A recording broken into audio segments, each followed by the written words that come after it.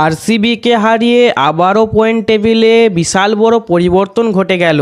ঠিক তেমনই IPL 2024-এর play অফসে কোন চারটা টিম খেলতে যাচ্ছে তা যেন প্রায় কনফার্ম হয়ে গেল।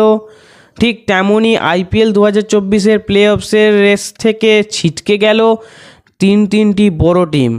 হ্যাঁ বন্ধুরা, আজকের এই ভিডিওতে আমরা ফটাফট দেখে নেব আইপিএল 2024-এর পয়েন্ট টেবিলে কোন টিম কোন স্থানে রয়েছে, টিমগুলিকে প্লে অফসের কোয়ালিফাই করতে গেলে কটা করে ম্যাচ জিততে হবে, কারা ছিটকে গেছে, কারা 100%ভাবে প্লে অফসে যাচ্ছে, সব ডিটেলস জানবো এই ভিডিওতে।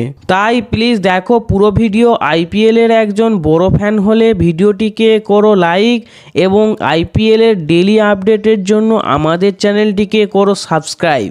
বন্ধুরা, এই খেলার পর বর্তমান পয়েন্ট টেবিলে কিন্তু 1 নম্বর স্থানে রাজস্থান, 2 নম্বরের স্থানে কেকেআর, 3 নম্বর স্থানে হায়দ্রাবাদ, 4 নম্বর স্থানে চেন্নাই, 5 নম্বর স্থানে লখনৌ, 6 নম্বর স্থানে গুজরাট, 7 নম্বর স্থানে মুম্বাই, 8 নম্বর স্থানে দিল্লি, 9 নম্বর স্থানে পাঞ্জাব এবং 10 নম্বর স্থানে আরসিবি টিম রয়েছে।